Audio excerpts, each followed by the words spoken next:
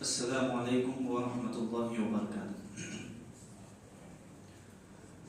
الحمد للہ رب العالمین والصلاة والسلام على اشرف الانبیاء والمرسلین وعلى آلہ واصحابہ اجمعین، اما بعد فاعوذ باللہ من الشیطان الرجیم، بسم اللہ الرحمن الرحیم۔ یا ایھا الذین آمنوا کلوا من طیبات ما رزقناکم۔ حاضرین مجلس، سب سے پہلے اللہ رب العالمین کی تعریف، کبریائی، حمد و ثنا اسی کے لیے۔ اللہ رب العالمین کی تعریف، اس کی کبریائی، حمد و ثنا کے بعد تمام انبیاء کرام پر درود و سلام ہو عموماً اور خصوصاً ہم سب کے آخری نبی جناب محمد رسول اللہ صلی اللہ علیہ وسلم کی ذات گرامی پر اللہم صلی وسلم وبارک علیہ۔ حلال کمائی اور حرام کمائی، حلال کمانا ہے، حرام سے بچنا ہے، اس تعلق سے قرآن و سنت کی روشنی میں کچھ باتیں میں آپ کے سامنے رکھوں گا۔ زندگی کے جو اہم ترین مسائل ہیں، ان اہم ترین مسائل میں سے روزی روٹی کا مسئلہ ایک اہم مسئلہ ہے، اور یہ مسئلہ جب تک حل نہیں ہوگا، ہماری اور آپ کی نہ تو دنیا سے ہی ہوگی اور نہ آخرت سے ہی ہو سکتی ہے۔ ہماری شریعت جہاں ہمیں اور سارے کام پر ابھار دیے، عبادتوں پر، نماز پر، روزے پر، تلاوت پر، جہاں ان ساری چیزوں پر ابھار دیے، وہیں پر ہماری شریعت مجھے اور آپ کو روزی روٹی حاصل کرنے کے لیے محنت کرنے، دوڑنے، دھوپنے اور حلال کے ذریعے روزی روٹی حاصل کرنے کی تعلیم دیتی ہے۔ اسلام جو دین ہے وہ اصل میں کام چوروں کا دین نہیں، اسلام آلسی لوگوں کا دین نہیں، اسلام نے کام کرنے والوں کی حوصلہ افزائی کی۔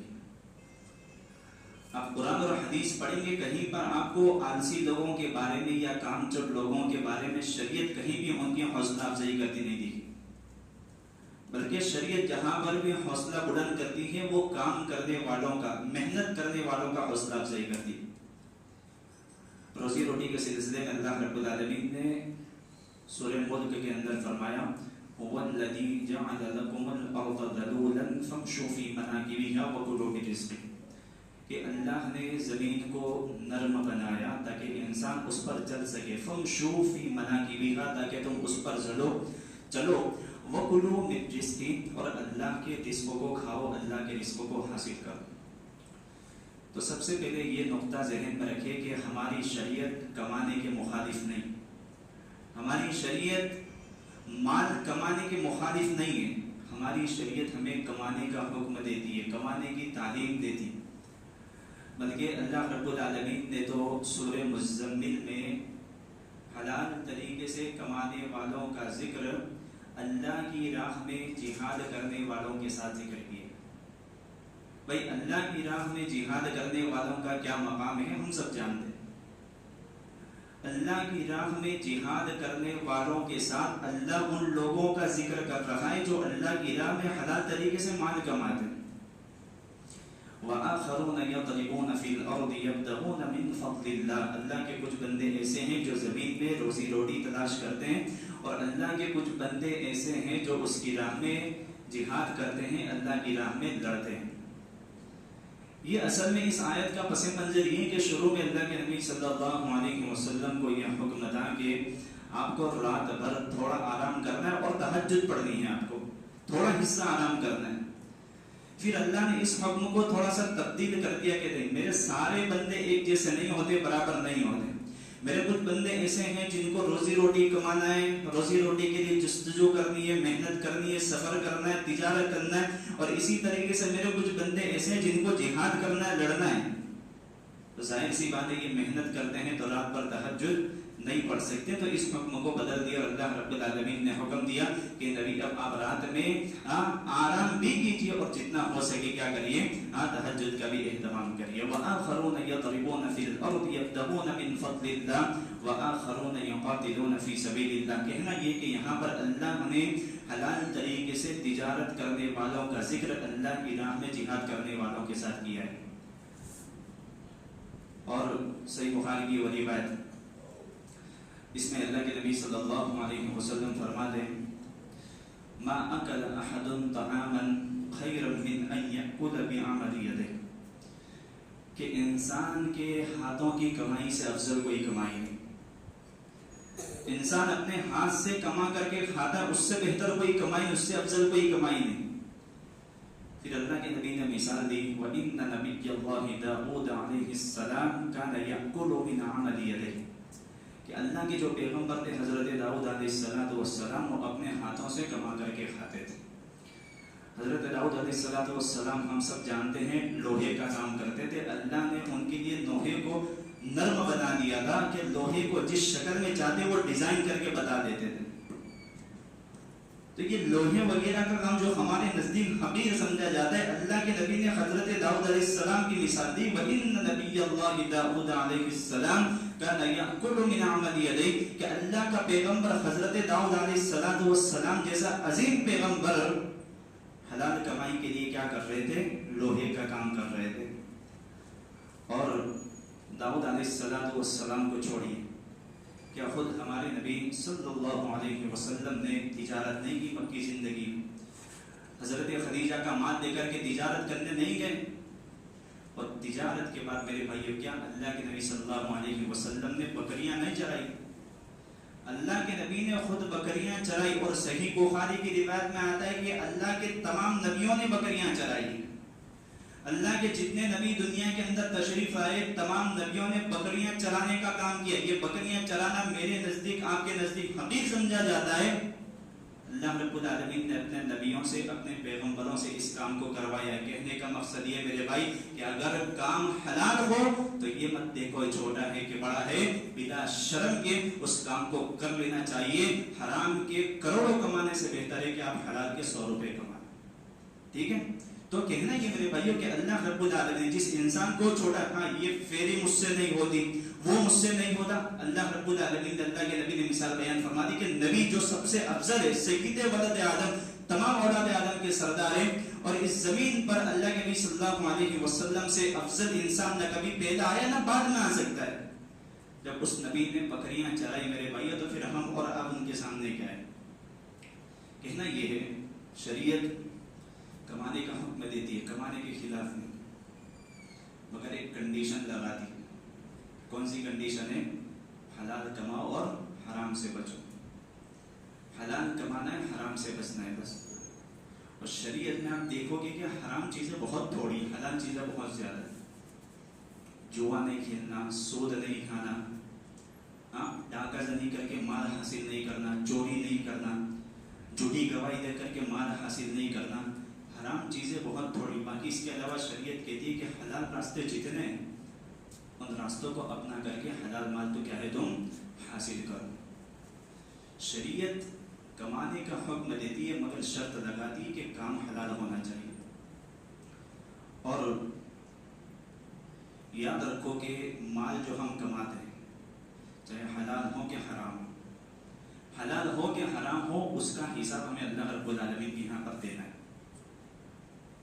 وہ جو بڑی مشہور حدیث ہے کہ 5 سوال جو قیامت کے دن اللہ رب العالمین کرے گا تمام انسان سے، کہ لا تزول قدم ابن آدم، کہ جب تک 5 سوالات کے جواب بندہ نہیں دے گا وہ اپنا قدم اپنی جگہ سے ہلا نہیں سکتا، جس میں اس کی عمر کے تعلق سے، اس کی زندگی کے تعلق سے، اس کے علم و عمل کے تعلق سے سوال ہوگا۔ تو اس میں سے ایک سوال یہ بھی ہوگا وَعَنْ مَالِهِ مِنْ أَيْنَ أَخَذَهُ وَفِيمَ أَنْفَقَهُ، کہ جس مال کو تو دنیا میں لاتا تھا کہاں سے حاصل کیا، اور حاصل کرنے کے بعد کہاں پر اس کو خرچ کیا۔ آمدنی کا بھی حساب دینا ہے، خرچ کرنے کا بھی حساب دینا ہے ہمیں۔ ارے حرام تو بہت دور کی بات ہے، جو انسان حلال کماتا ہے اس حلال کمائی میں بھی آمدنی کا حساب دینا ہے، خرچ کا بھی حساب دینا ہے۔ میرے بھائیو اگر حرام ہم نے کمایا تو سوچنا کہ اللہ رب العالمین جب تک قیامت کے دن ہم سے سوال کر لے گا آمدنی کا بھی، خرچ کرنے کا بھی، تو پھر میرا اور آپ کا جواب کیا ہو سکتا ہے؟ میرے بھائیو اس حدیث کو ہر ایک انسان کو اپنے سامنے رکھنا چاہیے۔ آج انسان کو بڑی شکایت ہے، بڑی شکایت ہے. ایک زمانے سے بیٹے کے لیے شادی کے لیے دعا کر رہا ہوں، میری دعا قبول نہیں ہو رہی. بیٹی کی شادی کے لیے دعائیں کر رہا ہوں، اللہ میری دعا قبول نہیں کر رہا. جاب کے لیے نوکری کے پریشان ہو، دعائیں کر کر کے تھک چکا ہو، دعائیں قبول نہیں ہو رہی ہے. میرے گھر میں بیماریاں ہیں، پریشانیاں ہیں، دعا کر کر کے تھک چکا ہوں، شفایاں بھی گھر میں نہیں آ رہی. ذرا غور کرنا کہ دعا کے قبول نہ ہونے کے جتنے اسباب ہیں، ان اسباب میں ایک سبب یہ نہ ہو کہ تمہاری روزی کہیں حرام کی روزی نہ ہو، کیونکہ حرام روزی قبولیت دعا کے راستے میں بہت بڑا رکاوٹ، بہت بڑی رکاوٹ ہے. اگر حرام روزی ہوئی تو میرے بھائیوں اس کی وجہ سے دعائیں قبول نہیں ہوتی. صحیح مسلم کی وہ روایت ہم سب جانتے ہیں کہ ایک آدمی لمبا سفر کر کے آتا ہے، یطیل السفر اشعث اکبر یمد یدیہ الی السماء یا ربی یا ربی. اس انسان کی حالت یہ ہے کہ پراگندہ کپڑے، پراگندہ بال، بالکل فقیری کی حالت، محتاجگی کی حالت، اور ہاتھوں کو آسمان میں اٹھا کر کے یا رب کی صدائیں بلند کرتا ہے. اب یہاں پر ذرا رک کر کے غور کرو. ہم جو کہتے ہیں نا کہ اب یہ بیٹی کی دعائیں کر چکا ہوں، جاب کے لیے دعائیں کر چکا ہوں، فلاں چیز کے لیے دعائیں کر چکا ہوں، دعائیں قبول نہیں ہو رہی ہے. یہ حدیث اپنے سامنے رکھو کہ ایک آدمی لمبا سفر کر کے آیا، پراگندہ بال، پراگندہ ہاتھ، ہاتھوں کو آسمان کی طرف اٹھا کر کے یا رب کی صدائیں لگا رہا ہے. یہ جتنی باتیں ہیں حدیث کے اندر، یہ دعا کی قبولیت کے اسباب ہیں. سفر میں اللہ رب العالمین دعاؤں کو قبول کرتا ہے، محتاجگی کی حالت میں اللہ رب العالمین سے مانگو، اللہ دعا قبول کرتا ہے. اللہ رب العالمین کو یا رب کہہ کر کے پکارو، اللہ دعائیں قبول کرتا ہے. آسمان کو ہاتھوں کی طرف اٹھانے سے اللہ رب العالمین دعائیں قبول کرتا ہے. ایک انسان کی دعا کے اندر اتنے سارے اسباب جمع ہو چکے، اب تو دعا قبول ہو جانی چاہیے، اب تو دعا قبول ہو جانی چاہیے. مگر پیارے نبی صلی اللہ علیہ وسلم نے فرمایا وَمَطْعَمُهُ حَرَامٌ وَمَشْرَبُهُ حَرَامٌ وَمَلْبَسُهُ حَرَامٌ وَغُذِّيَ بِالْحَرَامِ فَأَنَّى يُسْتَجَابُ لِذَلِكَ. اس کا کھانا حرام کا، اس کا پینا حرام کا، اس کا لباس حرام کا، اس کی جو ہے بدن کی پرورش حرام کمائی سے ہوتی ہے، تو اللہ کہتا ہے اس انسان کی دعا کو کیسے قبول کر. تو یہ جو شکایتیں ہوتی ہے دعا نہ قبول ہونے کی، انسان اپنی روزی روٹی کا جائزہ دے دے کہ کہیں اس کی روزی روٹی حرام کی تو نہیں ہے. ابو بکر صدیق رضی اللہ عنہ کو ان کی زندگی میں ان کے کسی غلام نے کھانے کی کوئی میٹھی چیز لا کر کے دے دی. ان کا غلام تھا. اب وہ ابو بکر صدیق رضی اللہ عنہ اس کو کھا لیتے ہیں. کھانے کے بعد ان کا غلام سوال کرتا ہے کہ ابھی میں نے آپ کو جو چیز دی آپ کو پتہ ہے کون سی تھی؟ کہا کہ کون سی چیز؟ کہا کہ زمانے دور جاہلیت کے اندر میرا ایک مرید تھا، میں قسمت کا حال بتاتا تھا، فیوچر کی باتیں جو ہاتھ کی لکیریں پڑھ کر کے وہ سب جو نجومی لوگ جو کرتے ہیں مستقبل کی باتیں بتاتے. کہا کہ یہ ساری چیزیں میں نے اس کے تعلق سے کی تھی، فلاں مسئلہ پوچھا تھا، اس کے تعلق سے یہ بات بتائی تھی، آج اس کی بات سچ ہو گئی، اسی کی خوشی میں مجھے مٹھائی لا کر کے دی، وہی میں نے آپ کو کھلا دی. اور ہم سب جانتے ہیں کہ قسمت کا حال معلوم کر کے جو لوگ کماتے ہیں، نجومیوں کی کمائی اسلام کے اندر جائز نہیں، یہ حرام ہے. نجومیوں کی کمائی حرام ہے. ابو بکر صدیق رضی اللہ عنہ نے جیسے یہ سنا کہ یہ نجومیت کے ذریعے سے کمائی گئی یہ مٹھائی ہے، تو ابو بکر کہہ سکتے تھے جہالت میں اگر کوئی غلطی ہو جائے تو اللہ رب العالمین کی طرف سے معافی یاد رکھو. جہالت کے ذریعے اگر کوئی غلطی ہو جائے تو اللہ رب العالمین کی طرف سے معاف ہے. ابو بکر صدیق رضی اللہ عنہ یہ کہہ سکتے تھے کہ کھا لیا تو کھا لیا، کھانے سے پہلے پتا نہیں تھا، اب پتا چلا. مگر جیسے ہی کہا کہ نہیں، حرام کے راستے سے مٹھائی آئی تھی، فوراً کیا کرتے ہیں اپنے حلق کے اندر انگلی ڈال کر کے جو مٹھائی کھائی تھی وہ سب کے سب باہر نکال دیتے ہیں. یہ میرے بھائیو ایمان کا درجہ. اگر اپنے آپ کو مومن کہتے ہو تو حرام رزق سے اپنے آپ کو کیا کرو، دور رکھو، حرام روزی سے اپنے آپ کو دور رکھو. انشاءاللہ تمہاری زندگی کے اندر وہ برکتیں دیکھنے کو ملے گی. کروڑوں انسان حرام کمائی کے ذریعے سے کمائے گا، سکون نہیں. اب یاد رکھنا 100 روپے بھی حلال کے ذریعے سے آئیں گے، انسان کو زندگی کے اندر سکون حاصل ہوگا. آج قوم کا مسئلہ کیا جانتے ہیں؟ قوم کا مسئلہ یہ ہے کہ انسان کوئی نیا کام، نیا کاروبار، تم جس کاروبار کو چلا رہے ہو، جو شروع کیا ہے، حرام ہے، اگر کسی ایک عالم نے بھی حرام کا فتویٰ دے دیا تو وہ انسان 10 عالموں سے جا کر کے فتویٰ پوچھے گا جب تک کہ حلال کی گنجائش نہ نکل جائے. یہ ہوتا ہے سماج کے اندر. ایک عالم نے فتویٰ دے دیا کہ حرام ہے تو 10 لوگوں کو جا کر کے پوچھے گا جب تک کہ حلال ہونے کی گنجائش نہ نکل جائے. میرے بھائیو، جہاں پر سماج کے اندر اور سارے فتنے ہیں وہاں پر یہ بھی ایک بہت بڑا فتنہ ہے، کیونکہ بہت سارے گھرانوں کے اندر لڑائی جھگڑے جو ہوتے ہیں اسی حرام مال کی وجہ سے ہوتے ہیں، جوئے کی وجہ سے ہوتے ہیں، اور اسی طریقے سے سودخوری کی وجہ سے ہوتے ہیں. حرام کمائی انسان کی زندگی کا سکون میرے بھائیو برباد کر دیتی. یہ جو جتنے بھی لکھ پتی کروڑ پتی بننے کے جتنے ایپ سارے کوئی کسی آئی پی ایل میں لگا رہے پیسہ. ہاں، اسی سماج کے اندر میں نے بہت ساری باتیں سنی کہ بہت سارے نوجوان پتہ نہیں کون سی گیم ہے، اس گیم کے اندر پیسہ لگا کر کے بہت سارے لاکھوں ان کے ڈوب چکے. میں نہیں جانتا کون سی گیم ہے، لیکن اس گیم کے اندر پیسہ لگاتے ہیں، جیتتے ہیں، ہارتے ہیں، سب کچھ ہوتا رہتا ہے. یہ حرام کمائی میرے بھائی ایسی چیز ہے، اب ہارتے رہو گے اور یہ نشہ اور بڑھتا رہے گا. یہ نشہ کم نہیں ہوگا حرام کمائی کا. تو میرے بھائی حرام کمائی سے اپنے دامن کو بچا کر کے رہو. پیارے نبی صلی اللہ علیہ وسلم فرمانے کہ جو بدن حرام کی پرورش سے غذا پاتا ہے فالنار اولا بہ، اس انسان کو جہنم کے اندر جانا ہے. یعنی کہ ہم کہہ سکتے ہیں کہ حرام کمائی سے پلنے والا بدن جنت میں نہیں جائے گا، اس کی سزا کاٹنے کے لیے اس کو جہنم کے اندر کیا ہے، جانا ہی پڑے گا.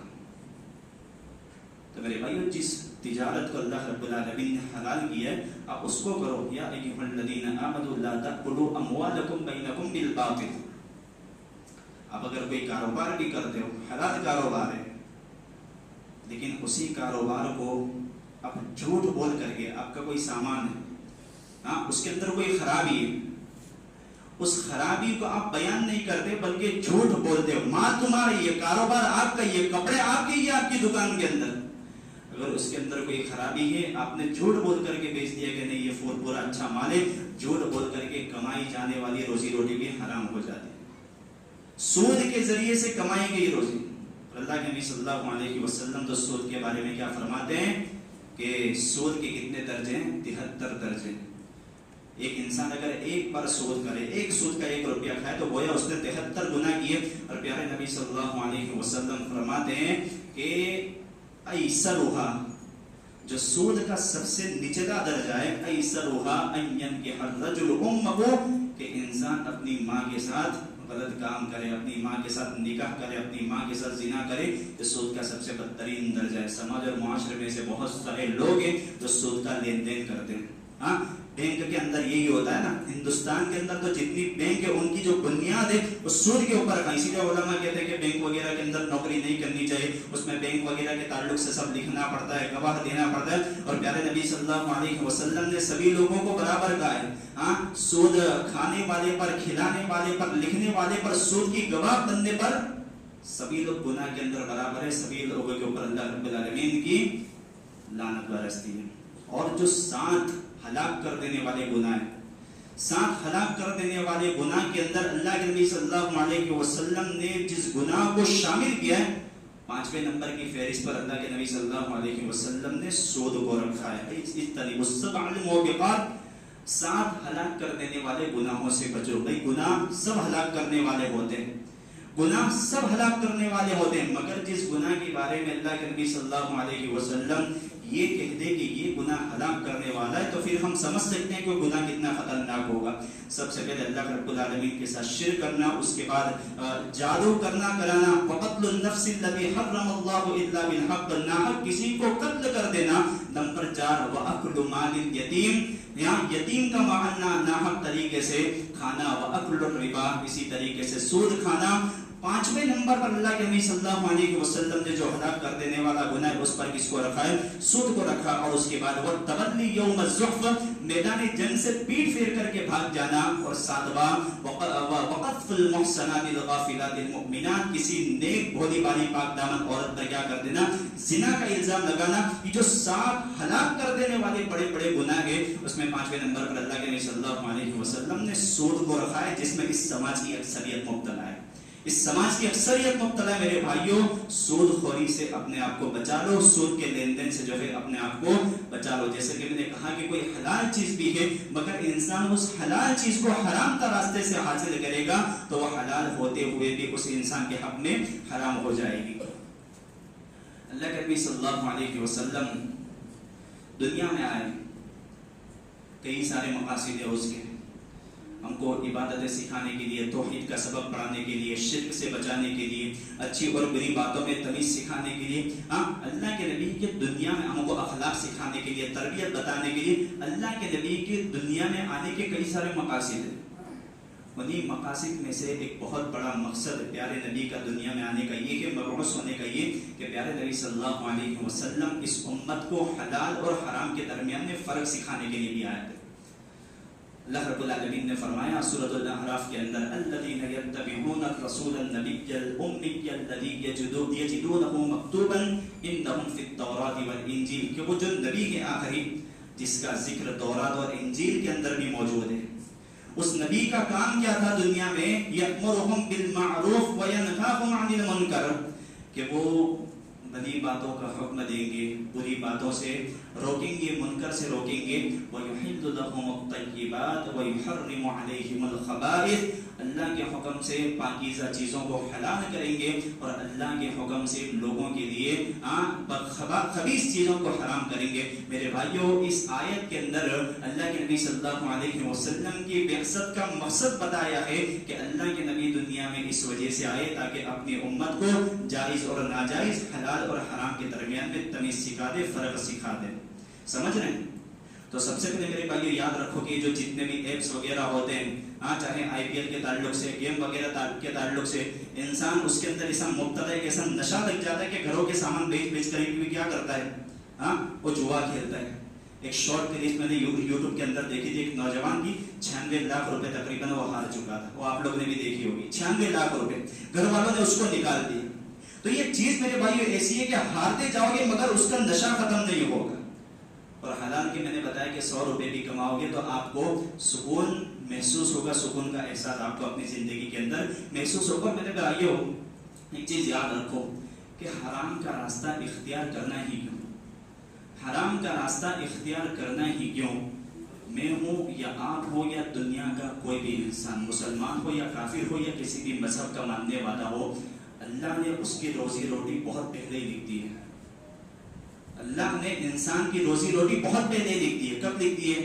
ہماری شریعت ہمیں سکھا دی ہے کہ جب انسان اپنی ماں کے پیٹ میں ہوتا ہے، 4 مہینے کی حمل کی شکل میں ہوتا ہے، فرشتہ آسمان سے نازل ہو کر کے اس بندے کے تعلق سے 4 باتیں لکھ کر کے جاتا ہے۔ اس کی زندگی کب تک رہے گی، وہ اچھا رہے گا، نیک رہے گا، اس کی عمر کے تعلق سے سوال ہے، اس کی عمر کے تعلق سے لکھتا ہے، اور اسی طریقے سے اس کی روزی روٹی کے بارے میں فرشتہ لکھ کر کے جاتا ہے کہ یہ جتنا جیے گا اتنی روزی پائے گا۔ میرے بھائیو سوال یہ ہے کہ جب انسان کی روزی روٹی اللہ رب العالمین نے لکھ دی ہے اور ہماری شریعت ہمیں سکھاتی ہے کہ جب تک انسان اپنے مقدر کی روزی حاصل نہیں کر لے گا، کھا نہیں لے گا، اس انسان کو موت نہیں آنے والی۔ اب میری اور آپ کی ذمہ داری یہ ہے کہ جب تک ہم اپنے مقدر کے لکھے ہوئے رزق کو کھا نہیں دیں گے، حاصل نہیں کر لیں گے، ہمیں موت نہیں آنے والی۔ تو پتہ کیا چلا؟ میری اور آپ کی ذمہ داری یہ ہے کہ ہمارے مقدر میں لکھے ہوئے رزق کو کیا کرنا ہے؟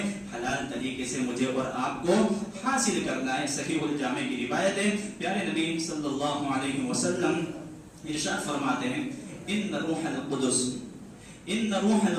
نفس فی روعی ان نفسا لن تموت حتی تستکمل رزقها فاتقوا اللہ واجملوا فی الطلب۔ صحیح الجامع کی روایت، صحیح الجامع کی روایت ہے، پیارے نبی صلی اللہ علیہ وسلم فرماتے ہیں کہ جبریل علیہ السلام آئے اور آ کر کے میرے دل میں یہ بات ڈالی کہ ان نفسا لن تموت حتی تستکمل رزقها، او کما قال علیہ الصلوۃ والسلام کہ کوئی بھی انسان اس وقت تک نہیں مرے گا جب تک کہ وہ اپنے مقدر کی روزی کھا نہیں لے گا۔ جب تک کہ وہ اپنے مقدر کی روزی کھا نہیں دے گا اس انسان کو موت نہیں آنے والی۔ مگر شریعت ساتھ ہی میں یہ کیا تعلیم دیتی ہے؟ فاتقوا اللہ واجملوا فی الطلب، انسانوں اللہ سے ڈرو اور اپنے مقدر کی لکھی ہوئی روزی کو حاصل کرنے کے لیے حلال راستہ بناؤ۔ کہنا یہ میرے بھائیو جب انسان اپنی ماں کے پیٹ میں حمل کی شکل میں ہوتا ہے، اللہ رب العالمین اس کی روزی روٹی کا اسی وقت زندگی بھر کی روزی روٹی کا انتظام کر کے اس کو دنیا میں بھیجتا ہے۔ انتظام پہلے ہی ہو جاتا ہے، بعد میں ہم دنیا کے اندر آتے ہیں، ہماری ذمہ داری ہے کہ اس کو حاصل کرنے کے لیے حلال راستہ اپنائیں. جیسے کہ میں نے بتایا کہ حرام کمائی کی وجہ سے میری اور آپ کی دعائیں قبول نہیں ہوتی، اور اگر مان لو ہم نے اپنی روزی روٹی کو جو کہ حلال راستوں سے حاصل کر لیا تو یاد رکھو میرے بھائیوں ہم مستجاب الدعوات بن جائیں گے، ہماری دعائیں قبول ہونے لگے گی. اللہ رب العالمین ہماری دعاؤں کو بھی شرف قبولیت سے نوازے گا. جہاں پر حرام کمائی سے دعائیں قبول نہیں ہوتی، حلال کو اپنا کر کے دیکھو رب سے سوال کر کے دیکھو، آپ اپنی زندگی کے اندر محسوس کرو گے کہ آپ کی دعائیں کس قدر قبول ہوتی ہے. سعد بن ابی وقاص رضی اللہ عنہ عشر مبشرہ میں سے ہیں، جنتی صحابی، بڑے مالدار صحابی. ہم سب جانتے ہیں کہ یہ کون تھے، اور یہ وہ صحابی تھے جو مستجاب الدعوات تھے. مستجاب الدعوات کا مطلب ہم سمجھتے ہیں، مستجاب الدعوات کا مطلب یہ کہ انسان اگر اللہ کی بارگاہ میں ہاتھ اٹھا دے اس کی دعا قبول ہونے کی ہوتی ہے. مستجاب الدعوات اسی انسان کو کہا جاتا ہے. ہو سکتا ہے میرے بھائیوں ہم میں سے یہاں پر بھی کچھ لوگ ایسے ہو، نہ میں جان پاؤں گا نہ آپ جان پاؤ گے. اللہ رب العالمین کو پتہ ہے کہ انسانوں میں مستجاب الدعوات کون ہوتے ہیں. تو سعد بن ابی وقاص رضی اللہ عنہ جیسا کہ میں نے کہا کہ بڑے مستجاب الدعوات تھے، وہ جو بھی دعا کرتے تھے اللہ رب العالمین فوراً قبول کر دیتا. تمام لوگ ان کے بارے میں جانتے تھے. اگر اسی وجہ سے اللہ کے نبی صلی اللہ علیہ وسلم نے ایک مرتبہ حضرت سعد بن ابی وقاص کو نصیحت کرتے ہوئے فرمایا کہ یا سعد اطب مطعمک تکن مستجاب الدعاء، کہ سعد اپنی روزی کی روٹی کو پاک کر لو تم مستجاب الدعوت ہو جاؤ گے، تمہاری دعائیں اللہ رب العالمین قبول کرنے لگے گا. میرے بھائیو سعد بن ابی وقاص رضی اللہ عنہ بڑے مستجاب الدعوات تھے، اور اگر کوئی ان کو ستاتا فوراً ان سے آ کر کے معافی مانگتا، کیونکہ سب جانتے تھے کہ اگر سعد اگر کسی معاملے میں ہاتھ اٹھا دیں گے تو پھر یاد رکھو معاملہ اس کے حق میں بڑا مشکل ہو جائے گا. تو میرے بھائیوں کرنا کیا ہے، ہماری روزی روٹی اللہ رب العالمین کی طرف سے لکھ دی گئی ہے، بس اس کو حاصل کرنے کے لیے حلال راستہ اپنانا ہے، حرام سے بچنا ہے. تو اللہ رب العالمین سے اللہ رب العالمین ہمیں رزق حلال کی توفیق عطا فرمائے، اور اسی طریقے سے رزق حلال حرام کے جتنے بھی راستے اللہ رب العالمین ان سب سے بچنے کی جو ہے توفیق عطا فرمائے. میرے بھائیوں آپ ہر طریقہ اپنا کر کے دیکھیے، اللہ رب العالمین سے دعا مانگ کر کے دیکھیے. اللہ کے نبی صلی اللہ علیہ وسلم کی اس دعا کا بھی اہتمام کریے. ترمذی کی روایت حضرت علی فرماتے ہیں اللہ کے نبی صلی اللہ علیہ وسلم نے فرمایا کہ اگر ایک انسان کے اوپر پہاڑ کے برابر بھی قرضہ ہو، پہاڑ کے برابر بھی قرضہ ہو، اگر انسان اس دعا کا اہتمام کرے گا اس دعا کی برکت سے اللہ رب العالمین اس کے پہاڑ کے برابر بھی قرضہ کیا کر دے گا، اس کا انتظام کر دے گا. اپنا کام کاج کرتا رہے، سب کچھ کرتا رہے، محنت کرتا رہے، اور ساتھ ساتھ اس دعا کا اہتمام کرتا رہے. اس دعا کی وجہ سے اللہ رب العالمین وہ پہاڑ کے برابر قرضہ ادا کرنے کا انتظام فرما دے گا. دعا بڑی مشہور ہے، ہم سب جانتے ہیں، اللہم اغفر لی بحلالک عن حرامک، اللہ تو اپنے حلال کو میرے لیے کافی کر دے، واغننی بفضلک عمن سواک، اور اپنے فضل و کرم سے تو مجھے اتنی روزی دے دے کہ تیرے سوا کسی اور سے ہاتھ پھیلانے کی ضرورت نہ پڑے، کسی اور سے مانگنے کی ضرورت نہ پڑے. آمین. اقول قولی ھذا استغفر اللہ لی ولکم ولسائر المسلمین واستغفروہ انہ ھو الغفور الرحیم. السلام علیکم ورحمۃ اللہ وبرکاتہ.